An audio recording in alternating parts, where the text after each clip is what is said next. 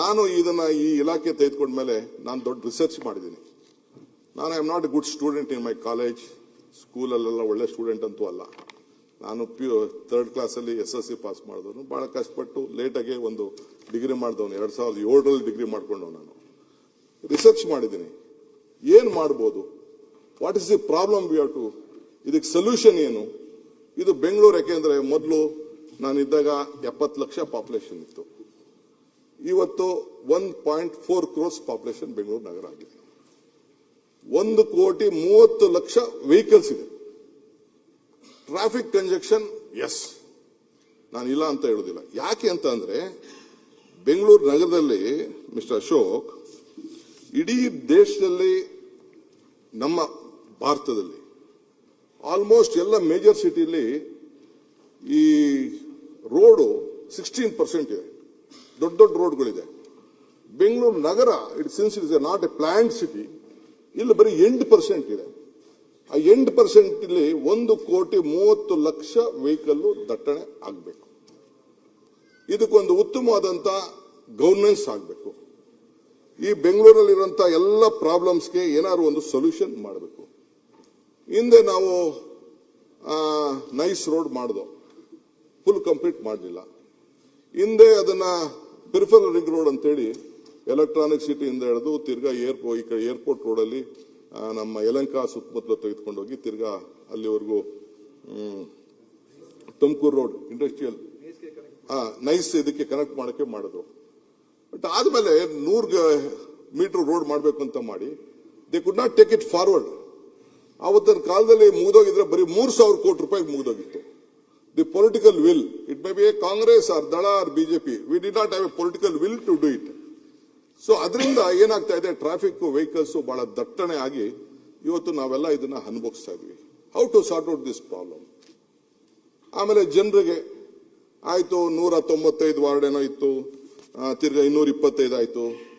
Governance ವಿಚಾರ, ಒಬ್ಬರೇ corporation commissioner, ಒಬ್ಬರೇ ಚೀಫ್ ಇಂಜಿನಿಯರ್, ಇವೆಲ್ಲ ಬೇಕಾದಷ್ಟು ದೊಡ್ಡ ಸಮಸ್ಯೆ ಇದೆ ಬೆಂಗಳೂರು ನಗರ ಸಭೆ.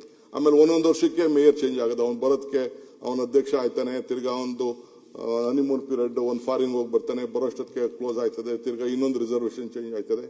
ನೋ ಲೀಡರ್ಶಿಪ್ ಬೆಳೆಲಿಕ್ಕೆ ಸಾಧ್ಯ ಇಲ್ಲ. ಈ 73, 74ನೇ ತಿದ್ದುಪಡಿ ಏನಪ್ಪಾ ಅಂತಂದ್ರೆ to give more power to the young leaders.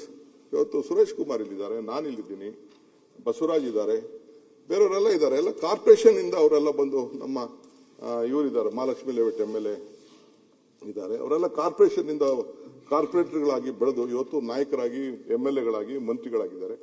ಇವತ್ತು ನಮ್ಮ ಜವಾಹರ್ಲಾಲ್ ನೆಹರು ಅವರು, ಸರ್ದಾರ್ ವಲ್ಲಭಾಯ್ ಪಟೇಲ್ ರವರು, ಅವರೆಲ್ಲ ಕಾರ್ಪೊರೇಟರ್ಗಳಾಗಿ ಇದು ಅಲಹಾಬಾದ್ ಅಧ್ಯಕ್ಷರಾಗಿ ಈ ದೇಶದ ಪ್ರಧಾನಮಂತ್ರಿ ಆಗಿದ್ದಾರೆ. Netaji Subhash Chandra Bose was a commissioner of Calcutta. Rajagopalachari, Sardar Vallabhbhai Patel, Kengal Hanumanthaiah Bangalore, ರಾಮನಗರದವರಾದ್ರೂ ಕೂಡ ಇಲ್ಲಿ ಬಂದು ಕಾರ್ಪೊರೇಟರ್ ಆಗಿ, ಇಲ್ಲಿ ಮುನ್ಸಿಪಲ್ ಅಧ್ಯಕ್ಷರಾಗಿ ಕೆಲಸ ಮಾಡಿದಂಥವ್ರು ಇವರು. ನಮ್ಮ ವಿ ವಿ ಗಿರಿ ಬಿಡಿ, ನಮ್ಮ ಇವರು ಜಟ್ಟಿಯವರು ಪಂಚಾಯತಿ ಅಧ್ಯಕ್ಷರಾಗಿ, ಉಪಾಧ್ಯಕ್ಷರಾಗಿ ಸ್ಥಾನ ಮಾಡಿದ್ರು. So this 73rd, 74th amendment is a basic institution to create young leaders, new leaders, ಹೊಸ ನಾಯಕರುಗಳನ್ನ ಬೆಳೆಸಿದಂತ ಒಂದು ದೊಡ್ಡ ಅವಕಾಶ ಇದಿದೆ. ಇಲ್ಲಿ ಬೆಳ್ಕೊಂಡು ಬಂದಂತವ್ರಿಗೆ ಬೇಕಾದಷ್ಟು ಎಲ್ಲ ಸಮಸ್ಯೆಗಳು ಪ್ರಾಬ್ಲಮ್ ಬರ್ತದೆ. ನಾನು ಕೂಡ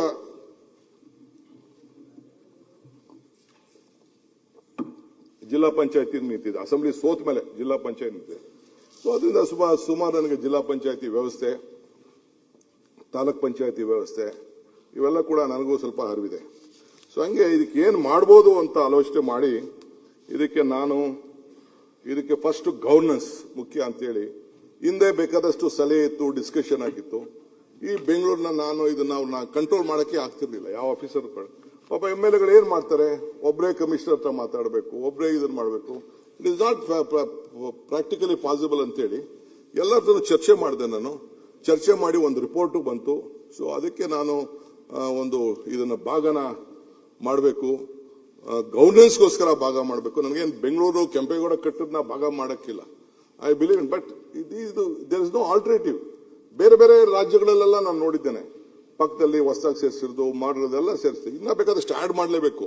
ಇಲ್ಲೂ ಸ್ವಲ್ಪ ತಾರತಮ್ಯ ಇದೆ. ಆದ್ರೆ ಈ 73rd 74th ಅಮೆಂಡ್ಮೆಂಟ್ ಏನಿದೆ, 74th ಅಮೆಂಡ್ಮೆಂಟ್ ಅಲ್ಲಿ ಈಗ ಈಸ್ಟ್ ಕಾರ್ಪೊರೇಷನ್ ನಮ್ಮ KR ಪುರಂ ಮಾದೇವಪುರ ಮಾಡಿದ್ವಿ. ಅಲ್ಲಿ ಹೈಯೆಸ್ಟ್ ರೆವಿನ್ಯೂ ಇದೆ. ಇನ್ನೊಂದು ಸ್ವಲ್ಪ ಪಂಚಾಯತಿ ಸೇರಿಸಿದ್ರೆ ಈ 1,500 ಇದೆ, 4,000 ಕೋಟಿಗೂ ಹೊಂಟೋಗ್ತದೆ ಅಲ್ಲಿ, ಅಷ್ಟು ಇನ್ಕಮ್ ಇದೆ. ಪಕ್ಕದಲ್ಲಿ ಈಗ ಎಲೆಕ್ಟ್ರಾನಿಕ್ ಸಿಟಿ ಇದೆ. Electronic city is A part of Bengaluru, ಆದ್ರೂ ಕೂಡ ಅದನ್ನ out of Bengaluru city corporation ಇದೆ. ಇಲ್ಲಿ ಅಲ್ಲಿಂದ ಒಂದು ರೋಡಿಂದ ಈಚೆ ಅವನು ಟ್ಯಾಕ್ಸ್ ಕಟ್ಟೋನು, ಅವನು ಅವನಿಗೂ ಬಾಡಿಗೆ ಕಟ್ಟೋನು, ಅವನು 60 ರೂಪಾಯಿ 70 ರೂಪಾಯಿ ಇದೆ. ಅವ್ನು ಟ್ಯಾಕ್ಸ್ ಮಾತ್ರ 10% ಕಟ್ತಾನೆ. ಒಂದು ರೋಡಿಂದ ಈಚೆಗೆ 90% ಕಟ್ತಾನೆ. ಅಲ್ಲಿ ಪಂಚಾಯತಿ ಇದೆ. ಆ ಪಂಚಾಯತಿಲಿ ಬ್ರಿಗೇಡ್ ರೋಡ್ಕಿನ್ನ ಬಹಳ ದೊಡ್ಡದಾಗಿ ಬಿಸ್ನೆಸ್ ಅಲ್ಲಿ ನಮ್ಮ ಶ್ರೀನಿವಾಸ್ ಅವರು ಇಲ್ಲಿಲ್ಲ, ಕೃಷ್ಣಪ್ಪನವ್ರ ಕಾನ್ಸ್ಟಿಟ್ಯೂನ್ಸಿ ಅಲ್ಲಿ ಎಲೆಕ್ಟ್ರಾನಿಕ್ ಸಿಟಿ ಪಕ್ಕದಲ್ಲೇನೆ ಆ ರೀತಿ ಎಲ್ಲ ಇದೆ. ಸೊ ಅದಕ್ಕೆಲ್ಲ ಏನಾದ್ರು ಮಾಡಿ ರಿಫಾರ್ಮ್ಸ್ ಮಾಡಬೇಕು ಅಂತೇಳಿ ಒಂದು ಪ್ರಯತ್ನ ಮಾಡ್ತಾ ಇದ್ದೀನಿ. ಈ 5 ಕಾರ್ಪೊರೇಷನ್ ತೆಗೆದುಕೊಂಡು ಬಂದು, ಸೊ ನಾನು ಮೇ 15ನೇ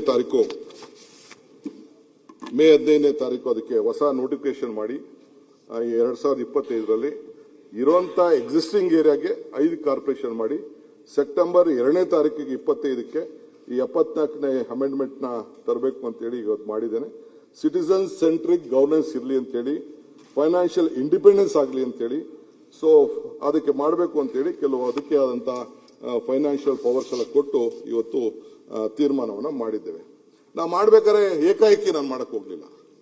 ಇಲ್ಲಿ ಅವರು ವಿರೋಧ ಪಕ್ಷದ ನಾಯಕರು ಅಡ್ವೈಸ್ ಮಾಡಿದ್ರು, let us form a house committee ಅಂತ. ಅವರೆಲ್ಲ ಸಜೆಷನ್ ಕೊಟ್ಟಿದ್ದಾರೆ. ನಾನು ಇದನ್ನ ನನ್ನ ಇಷ್ಟ ಬಂದಂಗೆ ಇಚ್ಛಾಶಕ್ತಿ ನಾನು ಇವತ್ತು ಮಾಡೋದಿಲ್ಲ, ಮುಂದಕ್ಕೂ ಮಾಡೋದಿಲ್ಲ. I believe in democratic setup. ಎಲ್ಲರಿಗೂ ಒಂದು ಅವಕಾಶ ಸಿಕ್ಲಿ, ಎಲ್ಲರ ಮಾತು ಕೇಳೋಣ. Ultimately there's a will, political will ಇರ್ತದೆ ಅಂತೇಳಿ ಬೇಕಾದಷ್ಟು ಅವರು ಎಲ್ಲ ಸಲಹೆ ಕೊಟ್ಟಿದ್ದಾರೆ. ಸಲಹೆ ಪ್ರಕಾರ ನಾವು ಮಾಡಿದ್ದೇವೆ. ಇನ್ನ ಬೇಕಾದಷ್ಟು ಎಕ್ಸ್ಪ್ಯಾಂಡ್ ಮಾಡಕ್ಕಿದೆ.